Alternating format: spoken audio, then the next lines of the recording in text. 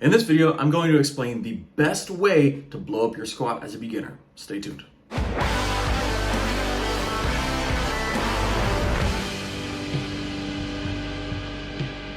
Welcome back to the channel. I'm Brian from Big Ben Strength, and today I'm going to be going in depth on the best method to increase your squat as a beginner. And at the end of the video, you'll walk away with at least 8 to 12 weeks of squat programming for you to put in place today. So as a beginner, what are the biggest limiting factors that are stopping you from getting a strong squat, and how can we fix that? Well, the biggest thing is your technique. You simply just haven't done enough squats or done them correctly to even have the ability to get strong in them. So we need some sort of training program that allows you to practice squats consistently without really pushing the weight too much because you haven't earned it yet. So the simplest way really to do this is to practice with lower-ish weights in order to fine-tune your technique a little bit and build a bit of muscle. Then as you progress, we can start to increase the intensity or the weight on the bar that you bring to the movement. But as a beginner, any amount of intensity will likely result in a loss of technique, so we don't need to worry about that quite yet. Now, the simplest way that I found to do this is with the Texas method for the back squat and front squat. Now, if you're not a weightlifter, you don't need to do front squats, but they're still a great exercise. So week one, day one, we're gonna do 5 sets of 5 reps on the back squat at a moderately light weight. At this point, the main goal is technique perfection. Making sure your core is braced, you hit depth, you aren't letting the bar pull you forward, you are learning where to put your feet, where to put the hands, where to put the bar in your back. All of this is just reps of practice. Now, all 5 sets are gonna be at the same weight. If you fail any reps or seriously break down in technique, then you definitely need to go lighter. And if you can't go lighter than an empty bar, bump the number of reps down to 3. With this, you might feel sore for a day or two, but should generally recover pretty fast. Now on day 4 or day 5, your choice, whatever works best for your schedule, we're gonna do 6 sets of 3 reps on the front squat at a moderately light weight. This workout is once again aiming to practice perfect reps. Again, we're making sure the elbows don't drop on this. You're getting to depth, your balance is even on the foot, and your core is braced. Along with that, still practicing the right stance with the feet, putting the hands in the right spot, bar in the right spot.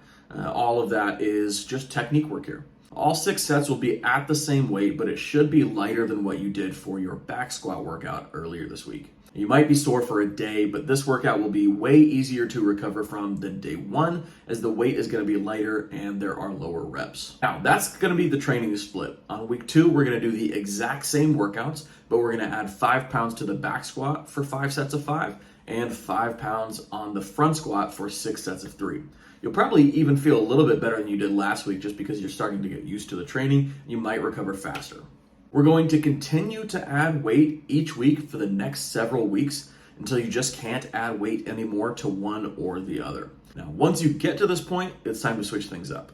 That first phase is your pure beginner phase. Now, we're still a beginner here for these next couple really months or years of training, but this is going to be your beginner 2 split.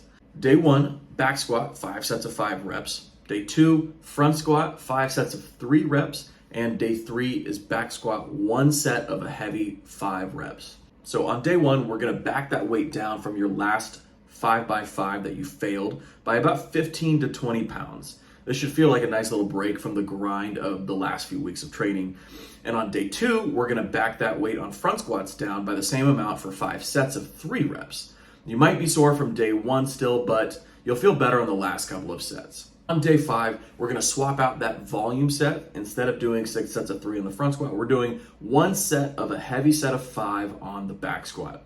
And this set of 5 should at least be 5 pounds heavier than what you were doing for your 5 sets of 5 weight, but more realistically, we want to have about 10 pounds or more. The more advanced you are, the higher likelihood that your heavy set of 5 is going to be further away than your 5 sets of 5. That may be different from population to population. So females tend to have a closer relationship of their 5x5 weight to their 5 rep max weight, as well as lighter body weight males. This is just going to allow you to have some separation between your workouts, as well as add a little bit more intensity on day 5. The goal of day 5 is to train your ability to handle intensity or heavier weights. Doing this increases the ceiling for what you can do for your 5x5, and then your 5x5 will go up, and it will increase the ceiling for what you can do for your 5 rep max. This day 5 workout is not a recovery day. I know that it looks like one set of 5 on the back squat, like, oh, it's gonna be easy. It should be pretty heavy. So it's not a recovery day. Don't treat it like that. It's going to get tough in the next couple of weeks. So you're gonna take this split, you're gonna follow it and add 5 pounds to all the workouts each week for as long as possible. Then once you cap out on your weight for this training split, congratulations, you're officially not in beginner 2 anymore. That training is gonna be in a different video, stay tuned for that. You're gonna have to switch some things up, but it might be as simple as cutting the reps down and increasing the sets, or doing the exact opposite. If you wanna learn how to do that though, first you've got to try it for yourself, and second, follow me for the next video.